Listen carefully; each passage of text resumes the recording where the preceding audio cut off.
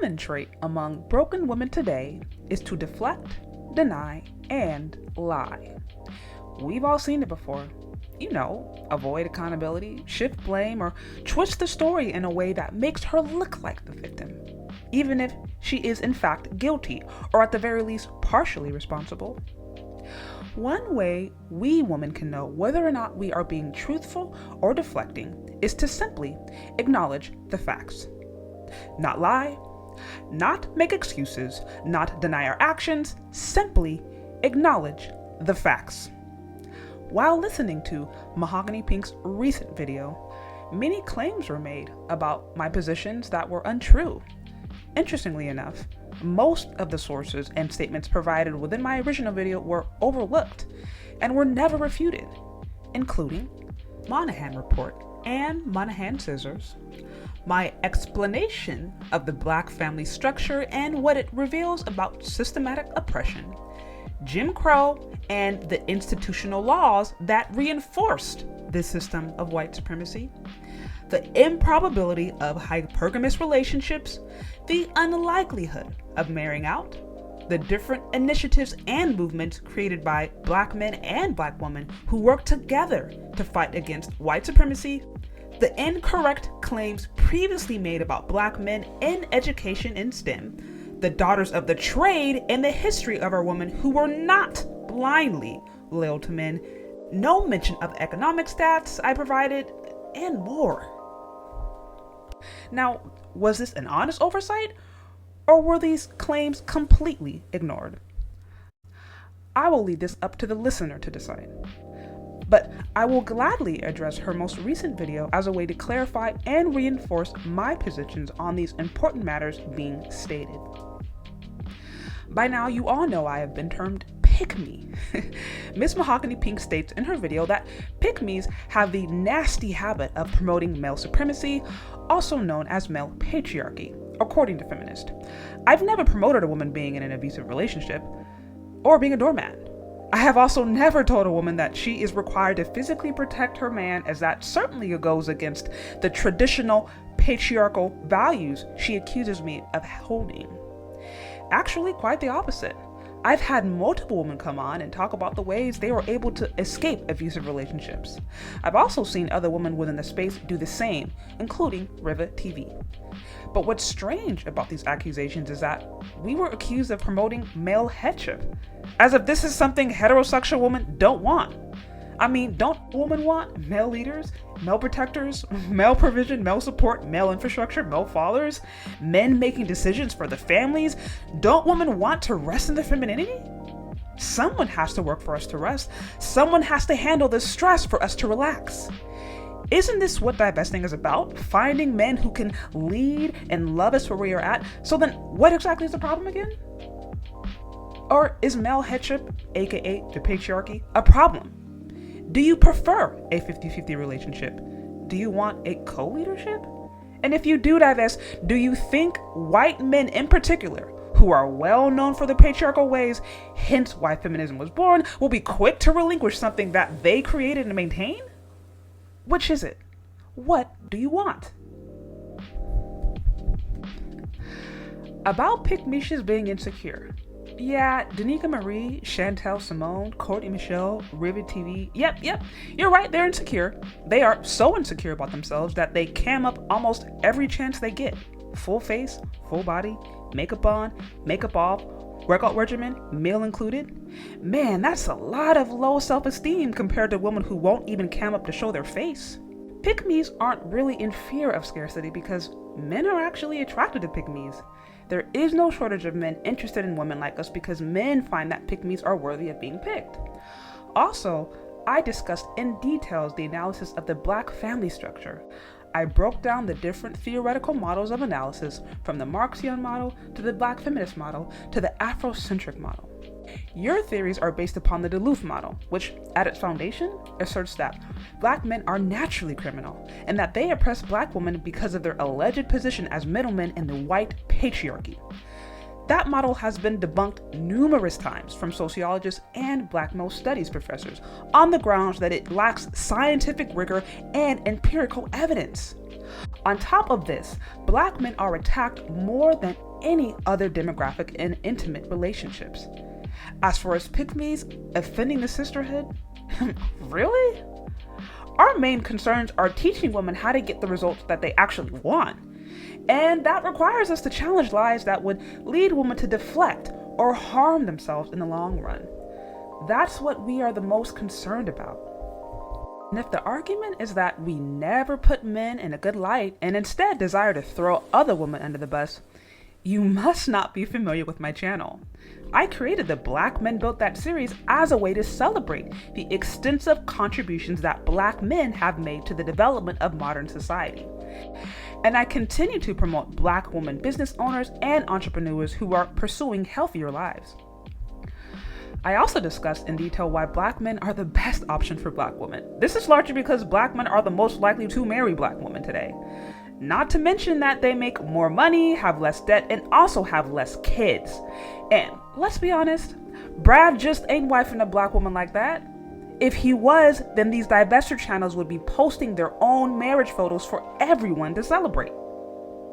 Now, to reiterate, the reason I posted the skin shade influence on Black female marriage study was because y'all like to use it as a way to lie on Black men and state that the majority of Black men who are married have a light-skinned wife.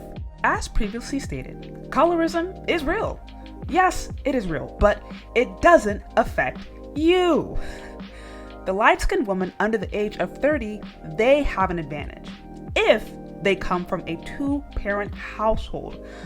Outside of those conditions, there is not a significant difference in how dark-skinned and light-skinned women are proposed to, as was clearly defined by the Black scientists who used the Likert skin shade scale in their research methodology. This means that good, marriageable Black women after the age of 30 are getting married regardless of skin shade. And isn't this what you want? Don't act like y'all are trying to get married at 20 or 21. You are teaching young Black women right now to not get married, young anyways, to live their best life, get the bag, level up, hot girl summer, and self-love, and then settle down when they're ready. So, Black women win. Bravo! Let's revisit the single parenthood stats. Now, shall we? Around 54% of Black men are single and childless. 30% of Black men are married. That leaves 16% of the Black male population that are available to produce children out of wedlock. Though it is possible that the majority of Black men over 50 can have children, only 1/3 of these men were never married. Not to mention, this age group of Black men only accounts for about 18% of the entire Black male population. 89% of the single parents in the Black community are women, and only 11% are men. About 57% of Black women have children.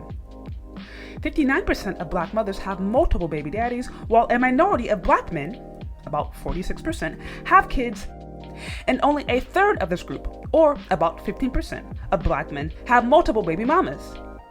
Black women have more children than Black men, 15% of which come from non-Black men, and based upon the marriage stats, most of these women are not married to those non-Black men. Not to mention, Black women have more STDs than Black men. They are obviously having more sex, and therefore obviously having more children. The evidence speaks for itself. The Pew study does not deal with parental contributions into children's lives. A solo parent and a single parent are synonymous. 89% of single parents in the Black community are mothers. This study says that solo mothers are more likely than cohabitating and married mothers to live with their parents and are the least likely to be primary caregivers. With relation to Black men, the CDC shows that Black men are actually more involved in their children's lives than other races of men. So the myth of the absent broke baby daddy is not a part of the general reality of the Black community. Interestingly enough, you ignored the fact that Black men have more STEM degrees than women do. As mentioned before, Black men have more money and more assets than Black women do. This means that most Black women who date and marry Black men are, by definition, practicing hypergamy, just from a more realistic perspective. Now, about education, I'm educated and come from a long line of teachers and professors, so I have no problem with a woman pursuing a higher career. It's just that men are not attracted to women's accomplishments, just their femininity. If you want to go to school, go ahead and do it, but don't expect it to give you the upper hand in the dating and mating market, or to substitute for true femininity. Now, about debt, why did I bring that up? Because debt is baggage in a relationship. Any woman who wants a provider must understand that the debt she has becomes his financial liability, and most men don't want to be seen as a lifeline. About half of Black women who take out student loans will default. The other half, it will take at least 20 years to pay off a standard undergraduate loan. For certain professional masters and PhD loans, repayment could take up to 45 years. The peak of a woman's income is after she hits the wall. That is to say, if she pays off the debt, she will pay it off after her fertility window. This is why women should try to enter marriage with as little debt as possible, so they do not become a financial burden and liability to their provider husbands. The number you used for interracial relationships? You're using the Pew Research analysis of interracial study that looks at 2014 and 2015. That is not the last 5 years. However, Black demographics calculates the total amount of Black marriages according to the census, which states that 85% of Black men who are married have a Black wife. In comparison, however, less than 1% of white, Asian, and Hispanic men who are married have a Black wife. That means Black men are more than 80 times more likely to marry a Black woman than a non-Black man is. So if the goal is to increase marriage prospects for Black women, no matter how you put it, she'll have much better luck looking within the Black community for a husband. The study referenced in my previous video about domestic violence was from the editorial board of the peer-reviewed Journal of Partner Abuse and the advisory board of the Association of Domestic Violence Intervention Programs, which includes battery intervention providers, anger management counselors, mental health professionals, and research scholars dedicated to evidence-based practices worldwide. These resources are used by policymakers, victim advocates, law enforcement, judges, attorneys, family court mediators, and anyone interested in family violence. The asymmetrical aspect of interpersonal violence between men and women does not negate any of the data presented. This is because there are many different types of interpersonal violence. The study analyzes data in 5 sample categories, which are epidemiological population samples, community samples, school and college samples, legal or female-oriented clinical treatment-seeking samples, and samples from the U.S. military. 80% of the sample categories analyzed within the peer-reviewed study showed that female-perpetuated unidirectional violence was higher than male-perpetuated unidirectional violence. The specific example you cherry-picked out of context, where men perpetuate unilateral violence against women, represents only 27.7% of that category. Overall, this represents only 5.4% of the total data analyzed by the research study. In fact, even with that context, women generally initiate more violence than men, and Black women initiate violence more so than any other race of women. None of the studies reported that anger and retaliation were significantly more of a motive for men than women's violence. Instead, 2 papers indicated that anger was more likely to be a motive for women's violence as compared to men. Furthermore, the Journal of Partner Abuse study, using over 82,000 sampling units, showed that Black men are the most victimized demographic of any population group. With reference to your femicide claims, just to be clear, Black men are not committing 50% of all homicides, nor are Black women being killed every 5 hours by Black men. Referring to the sources that are commonly used to make these false claims, FBI stats speak to arrest and not convictions. 70% of all crimes do not lead to arrest, as the FBI has stated. Nearly 1/3 of murders are unsolved, and they don't know the race of about 1/3 of homicide perpetrators. Even if a person is convicted, 50% of exonerations are Black men, and majority of Black men who are exonerated for rape and murder. According to these considerations, black men are not killing black women in mass because less than 1% of the black male population actually commits a violent crime. Regarding your final two claims, the study dealing with pregnancy mortality uses a data set from the 90s, and it does not consider chronic illnesses and income as a factor for the death of women. When you consider those factors, black women have the same rate of homicide in relationships as white women have. Now, regarding this particular stat, you use the exact same type of self-reported survey that you were slandering before, whereas I use peer-reviewed journal analysis. The study surveyed more women than men, tilting the data in the favor of women. The findings of this study are likely flawed, as they actually admit in the study themselves. Here we have established two paradigms. One dealing with statistical reality, and the other dealing with emotional narrative. We all know which one is which. Pickmes get picked while y'all hide behind a mirage of male bashing level up hypergamy. Brad ain't really checking for black women like that, especially if she's plus sized. We all know behind this girl power facade is trauma bonding. And let's keep it real. You can't even celebrate the relationships that you have with Brad because they aren't marrying black women en masse. Why? Because you aren't first line in their community. Your bodies are much larger than what they would prefer. You are not acculturated to survive in the world. You are loudmouths, and they don't like that. Most of them are not buying you engagement rings or paying off debts because they are ashamed to commit to you. And y'all are addicted to talking about the black men that you hate. These are the bottom 15% of black men that you are sexually attracted to. As long as women reject basic standards of femininity and grace, they will continue to exist in a toxic cycle that manifests as a sisterhood of failure.